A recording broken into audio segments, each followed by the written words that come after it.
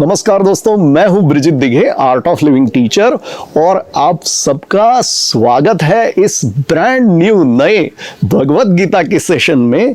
हम भगवत गीता के 6ठे अध्याय आत्म संयम योग के श्लोकों का अध्ययन कर रहे हैं और आज हम एक दमदार श्लोक सीखने वाले हैं। 29वां श्लोक। सीखे भगवत गीता के श्लोक ब्रिजित दिघे के साथ।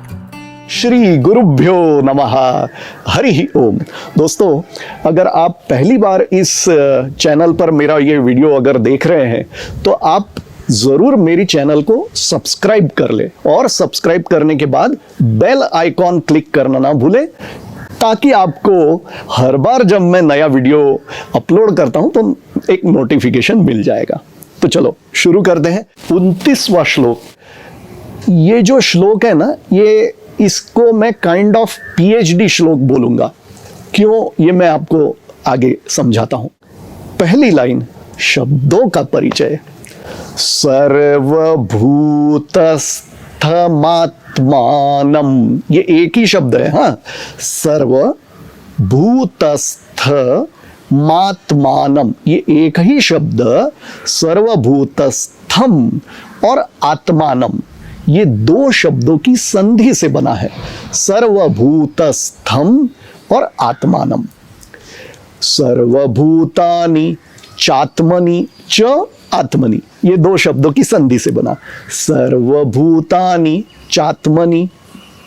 पहली लाइन का 2 बार उच्चारण कर लेते हैं। ये जो पहली लाइन है ना, ये PhD टाइप की ही लाइन है।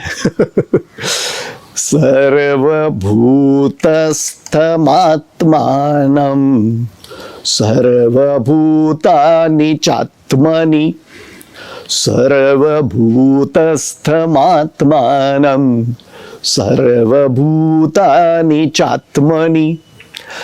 बहुत ही सुंदर अर्थ है। पहले हम उच्चारण सीखते हैं, फिर अर्थ पर चलते हैं। दूसरी लाइन, ईक्षते। ईक्षते, ईक्षते मतलब देखना। हम जो वीडियो देख रहे हैं या पूरे संसार को देखते हैं आंखों से, वो देखना नहीं। ये देखना जो है वो मन की आंखों से देखना, मतलब ज्ञान से रियलाइज करना, उसको ये बोल रहे हैं कि ईक्षते। ईक्षते योग युक्तात्मा, योग से युक्त ऐसा जो है योग युक्तात्मा सर्वत्र समदर्शनः। तो 2 बार उच्चारण कर लेते हैं दूसरी लाइन का। चलो, ईक्षते योग युक्तात्मा सर्वत्र समदर्शनः। ईक्षते योग युक्तात्मा सर्वत्र समदर्शनः। मैं ईक्षते इस तरह से इसलिए बोल रहा हूं ताकि आपको समझ में आए कि वो जो ई की मात्रा है वो दीर्घ बड़ी वाली है। ओके, हम इस 29वें श्लोक का एक बार पुनरावर्तन करते हैं।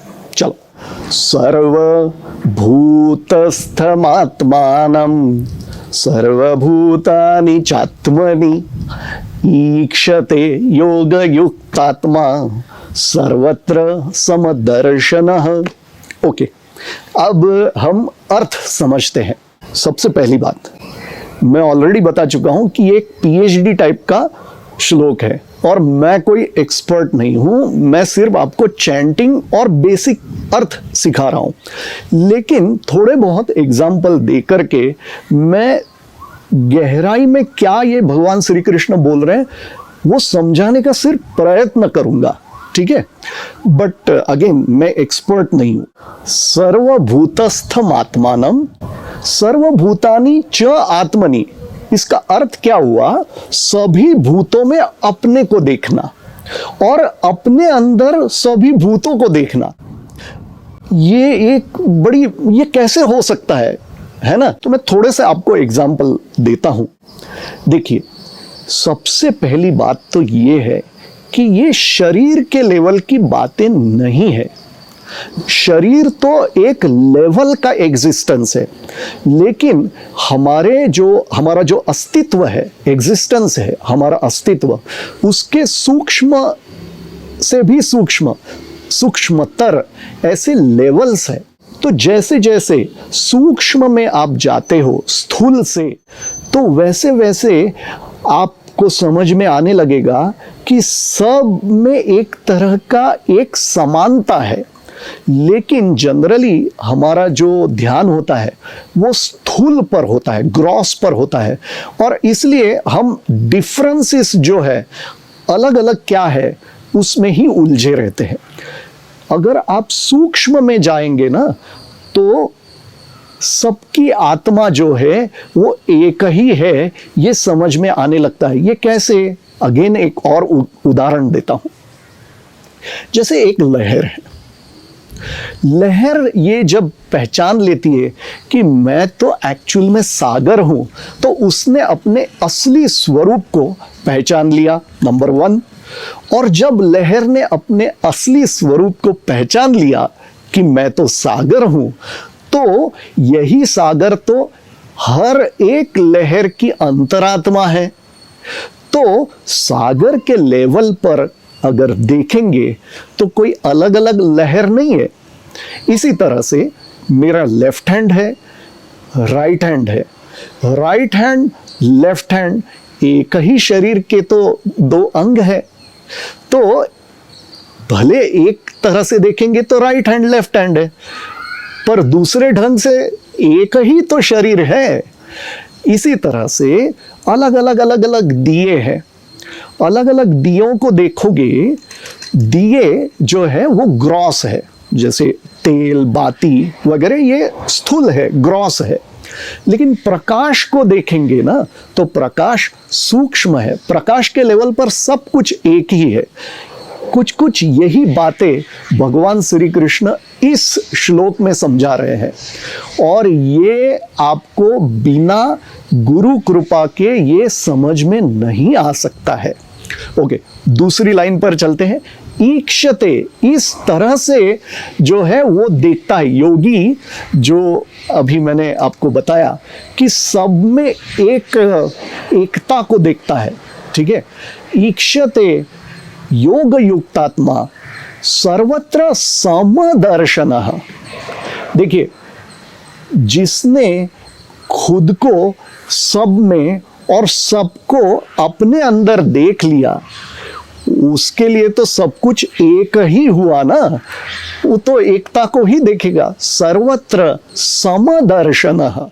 दूसरा उसके लिए रहा ही नहीं, एक ही है। तो अब हम इस 29वें श्लोक का 2 बार पुनरावर्तन करते हैं।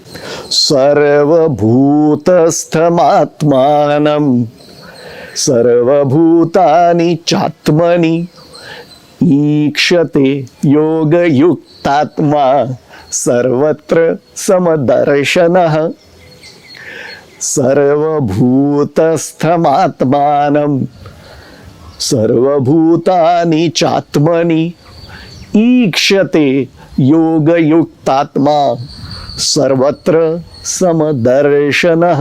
दोस्तों, इस वीडियो के डिस्क्रिप्शन में मैंने टेलीग्राम पर भगवत गीता का मेरा जो ग्रुप है उसकी लिंक रखी हुई है। आप जरूर उस ग्रुप को ज्वाइन कर ले। प्लस डिस्क्रिप्शन में मैंने गुरुदेव की जो भगवत गीता की पुस्तक और डीवीडीज है उनकी भी लिंक्स रखी हुई है, आप जरूर देखें और परचेस भी कर ले। तो हम मिलते हैं अगले वीडियो में, जिसमें हम इसी 6ठे अध्याय का 30वां श्लोक सीखने वाले हैं। जय गुरुदेव।